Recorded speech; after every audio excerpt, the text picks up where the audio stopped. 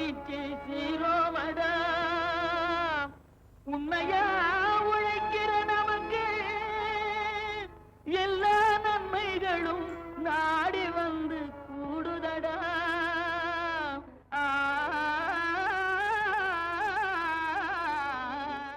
மாத்தி யோசிச்சேங்க பகுதியில் இன்று திருநெல்வேலி மாவட்டத்தின் தென்மேற்கு திசையில் அமைந்துள்ள பகுதி ஆழ்வார்குறிச்சி.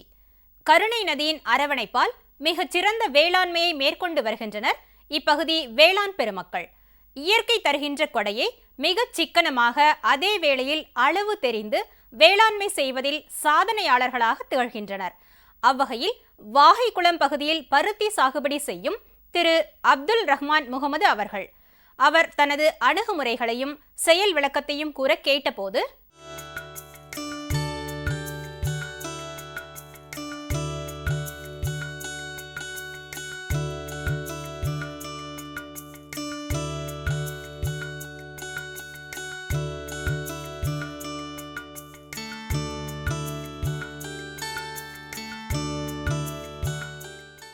என்னுடைய பூமியை நல்லா உழுது பயன்படுத்தி மாதிரி இருந்ததில் டிராக்டர் வச்சு நல்லா உழுதுருக்கேன் சார். உழுது அதுக்கப்புறம் ஏக்கருக்கு இது 6 வண்டி டிராக்டர் உரம் அடிச்சிருக்கேன். மாதிரி இருந்ததில் MC5 இது பருத்தி ஏக்கருக்கு வந்து குருணிக்கு வந்து 1/2 கிலோ, ஏக்கருக்கு வந்து 6 கிலோ ரேட்டுக்கு விதைச்சிருக்கோம். விதைச்சி தட்டு பாத்தி பிடிச்சி அதுக்கப்புறம் இது 25ஆம் பக்கம் களை வெட்டியிருக்கோம். களை வெட்டி அதுக்கப்புறம் 50ஆம் பக்கம் 2வது களை. அதாவது அடி உரம் வந்து TAP போட்டிருக்கேன் சார். ஏக்கருக்கு வந்து 15 கிலோ போட்டிருக்கேன் TAP.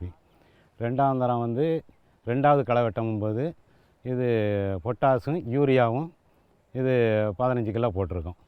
இது மருந்து வந்து 2 மருந்து இருக்குங்க சார். செடி நல்லா வளமையாக இருந்துச்சு. அதுக்கப்புறம் வந்து காய்ப்புக்கு வந்துடுச்சு. காய் 90ஆம் பக்கம் வந்து காய் வெடிப்புக்கு வந்துடுச்சு. எடுத்துக்கிட்டு இருக்கேன் சார். இப்போ 2 மாதமாக நல்ல மகசூல். ஏக்கருக்கு வந்து 8 குவிண்டல் இது வரைக்கும் காய்ச்சிருக்கு. அதாவது வந்து 3வது மாதத்தில் வெடிப்புக்கு வந்த வாரம் ஒரு ட்ரிப்பு எடுக்கும் சார். அதாவது வந்து வாரத்துக்கு வந்து ஒரு 1/2 குவிண்டல் 3/4 குவிண்டல் வரைக்கும் காய்க்கும். அதுக்கப்புறம் 4 மாதம் கழிச்சதுக்கப்புறம் கொஞ்சம் குறையும் சார். அது பருத்தி வந்து எடை வந்து கொஞ்சம் குறையும். மகசூல் வந்து நாங்கள் வாரந்தோறும் எடுத்துக்கிட்டே இருப்போம் சார். ஒரு குவிண்டலுக்கு வந்து இப்போ 4500 இருக்குது சார். சரியா, நான் இந்த பருத்தியை வந்து வருஷம் நான் பயிரிடுவேன். பயிரிட்டு நல்ல மகசூல் எடுத்துக்கிட்டு இருக்கேன் சார். அது வந்து அதே மாதிரி இந்த வருஷமும் நான் போட்டிருக்கேன். நல்ல மகசூல் கிடச்சிருக்கு. அதே மாதிரி எல்லா விவசாயிகளும் நல்லா இது போடுறதுக்கு வந்து முயற்சி எடுங்க அப்படின்னு. மழையினாலும் நீரோட்டத்தாலும் மண்ணில் மேல் உள்ள பொருட்கள் சிறு சிறு துகள்களாக உடைந்து மண்ணில் மேல் கடினமான இறுக்கத்தை ஏற்படுத்துகின்றன. தாவரங்களுக்கு தேவையான காற்று, நீர் ஆகியவற்றை இக்கடினத்தன்மை தடுக்கிறது. இதற்கு உயிர் காரணிகள், வேதியியல் காரணிகள் ஆகியன முக்கிய காரணமாக இருக்கிறது.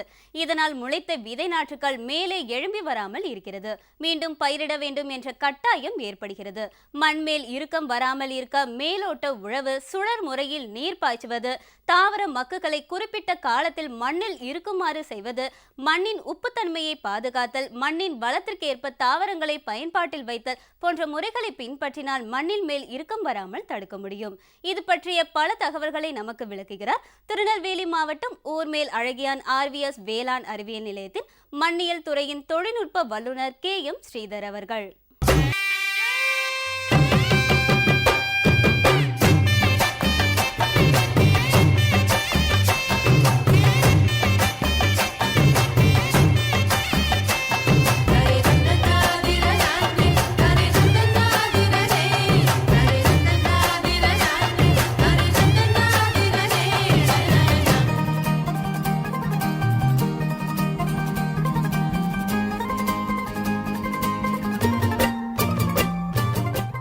மேல்மண் இறுக்கம் என்பது சர்ஃபேஸ் சாயில் கிரஸ்டிங், அதாவது உலகின் பல்வேறு நாடுகளின் தட்பவெப்ப சூழ்நிலை காரணமாக ஏற்படும் மிகப்பெரிய பிரச்சனையாகும். அதாவது மேல்மண் மறுக்கம் என்பது மண் துகள்களின் காரணமாக ஏற்படுகிறது. அதாவது மழைநீர் துளிகள் மற்றும் கடுமையான வறட்சியின் காரணமாக மேல்மண் இறுக்கம் ஏற்படுகிறது. இன்று தமிழ்நாட்டின் பார்த்தோம் என்றால் தஞ்சாவூர், பழனி மற்றும் திருநெல்வேலி மாவட்டங்களில் அதிகமாக இந்த மேல்மண் இறுக்கம் காணப்படுகிறது. மேல்மண் இறுக்கத்தின் போது அவை அதிகமாக பார்த்தால் செம்மண்ணில் அதிகமாக இந்த மேல்மண் இறுக்கம் காணப்படுகிறது. ஏனென்றால் அவற்றில் இரும்பு சத்து அதிகமாக காணப்படும். இரும்பும் அலுமினிய ஆக்சைடும் ஒன்று சேர்வதால் இந்த காங்கிரீட் மாதிரி இந்த மேல்மண் இறுக்கம் காணப்படுகிறது. இதனால் முளைகள் வளர்ப்பு திறன் மிகவும் கடுமையாக பாதிக்கப்படுகிறது. மற்றும் மழை துளியின் காரணமாக இவை மேல் நீர் நிலத்திற்கு செல்லாமல் அப்படியே ஆறுகளிலும் ஓடையின் வழியாக கடலிலும் கலக்கிறது.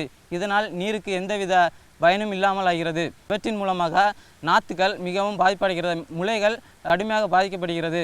இவற்றை எவ்வாறு நிவர்த்தி செய்வதென்றால் முதலில் வேளாண் கழிவுகள், அதாவது தலை, இலை மற்றும் வைக்கோலை நிலத்தின் மேற்பகுதியில் படர்த்தி வைத்து அவற்றின் மூலம் மழைத்துளிகள் படுவதால் அந்த ஈரம் ஆவியாகாமல் தடுக்கப்படுகிறது. மண் மிகவும் இறுக்கமாக இருப்பதால் நிலத்தை ஈரப்பதத்தோடு உழும்போது 2 அல்ல 3 முறை உழ வேண்டும். அவ்வாறு உழும்போது மேல்மண் கீழ்மண் மேலும் போகும்போது மண்ணில் உள்ள நுண்ணுயிர்கள் மற்றும் மண்புழுக்கள் அதிகமாக உற்பத்தியாகும்.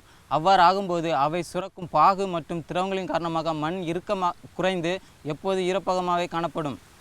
மண் இறுக்கம் குறைவதற்கு மண்ணின் மேல் நெல், உமி ஆகிய 1 ஏக்கருக்கு 5 முதல் 10 டன் வரை போட்டு வைக்கலாம். தொழு உரத்தை 1 ஏக்கருக்கு 12 டன் இட வேண்டும். அதே மாதிரி தென்னை கழிவு அது 5லிருந்து 10 டன் 1 ஏக்கருக்கு இட வேண்டும். அப்புறம் அந்த செம்மண் ரொம்ப டைட்டாக இருப்பதற்கு அவற்றிற்கு தலைச்சத்துக்களை அவை மிகவும் குறைவாக காணப்படும். இதனால் அவை மணிச்சத்தை பிடித்து வைத்துக் கொள்கிறது மண்ணில். இதை சரி செய்ய ராக் பாஸ்பேட் அவற்றை மண்ணில் இடும்போது அவை மிகவும் ஈரப்பதத்தோடு இருப்பதுமல்லாமல் தாவரங்களுக்கு அவற்றின் சத்தை உடனே பெற செய்கிறது. நான் கூறிய 4 முறைகளையும் பயன்படுத்தி எப்படி அடுத்த விவசாயம் பண்ணலாம் என்பதை நாம் காணலாம். இப்போ நம்ம தக்காளி விதையை பற்றி பார்க்க போகிறோம். தக்காளி விதை பார்த்திங்கன்னா இந்த மண் ரொம்ப டைட்டாக இருக்கிறதுனால விதை பாதி முளைக்கவே இல்லை. அதனால பாதி பார்த்து இந்த இவ்வளோ சென்ட்லேயுமே ஒரு 10 செடி கூட இருக்காது. மண் ரொம்ப இறுக்கமாக இருக்குது. மேல்மண் ரொம்ப இறுக்கமாக இருக்கனால இதில் உள்ள விதை இருக்குது, ஆனால் அதால் வர முடியலை.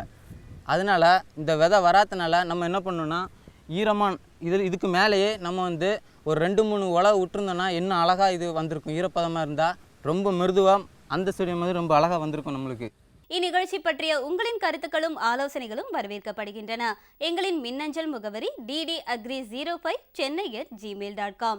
மீண்டும் நாளைய பொன் விளையும் பூமி நிகழ்ச்சியில் சந்திப்போம். நன்றி, வணக்கம்.